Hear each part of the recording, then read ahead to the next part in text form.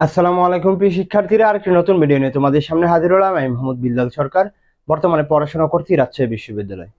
তো তোমাদের কিন্তু এইচএসসি 24 পরীক্ষার যে একটি জল্পনা কল্পনা চলতেছে, অর্থাৎ বন্যার কারণে পরীক্ষা পিছিয়ে যাওয়ার একটি সম্ভাবনা অনেকজনে বলতেছে, কিন্তু এটা কিন্তু জল্পনা কল্পনা আজকে কিন্তু শেষ হয়ে গেছে এবং তোমাদের কিছু ভুয়া নিউজ কিন্তু ছড়াচ্ছে, ফেসবুক যে গ্রুপের মধ্যে কিন্তু ছড়াচ্ছে।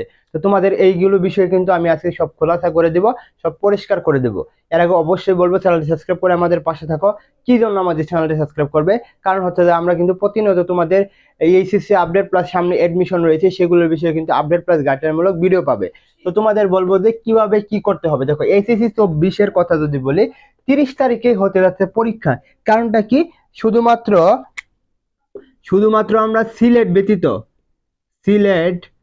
সিলেট ব্যতীত সবখানে কিন্তু 30 তারিখে পরীক্ষা হবে, এটা তোমরা ধরে রাখতে পারো। অর্থাৎ তিনটা বোর্ড, সিলেটের মধ্যে যে মেইন বোর্ডটা রয়েছে প্লাস মাদ্রাসা বোর্ড, আর একটা হচ্ছে কারিগরি বোর্ডের পরীক্ষা হবে না।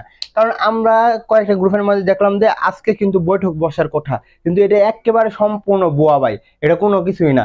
যেটা দেখলাম যে যে আমাদের যে ইউজিসি রয়েছে সেখানে কিন্তু এটা বলা হয়েছে যে আজকে কোনো সভা নাই এবং 30 তারিখে তারা পরীক্ষা নিতে যাচ্ছে। এটা হলো মেন বিষয়। তো মানুষের কথায় কান্না দিয়ে তোমাদের যেটা করতে হবে, 30 তারিখের মেইন প্রিপারেশনটা নিতে হবে। অর্থাৎ এখন যদি তোমরা গ্রুপের মধ্যে থাকো বা অন্যান্য কাজ করো বা দেখো খালি এত নিউজ দেখো, তাহলে কিন্তু হবে না।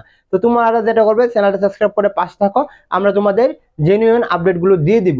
তো 30 তারিখে পরীক্ষা হতে যাচ্ছে, এটা 100% শিওর থাকো।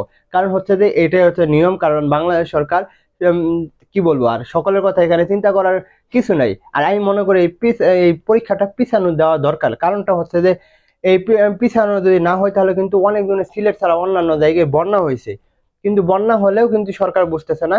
এখন আমি যদি বলি যে যাদের বাসা ডুবে গিয়েছে তারা কিভাবে পরীক্ষা দিবে, এটা সরকার দেখবে না। তোমাদের যেটা করবে, 30 তারিখে পরীক্ষা নিচ্ছে, তো তোমাদের যেটা করতে হবে, 30 তারিখ পরীক্ষার জন্য প্রস্তুতি নিয়ে থাকো।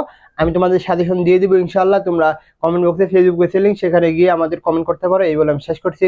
আসসালামু আলাইকুম।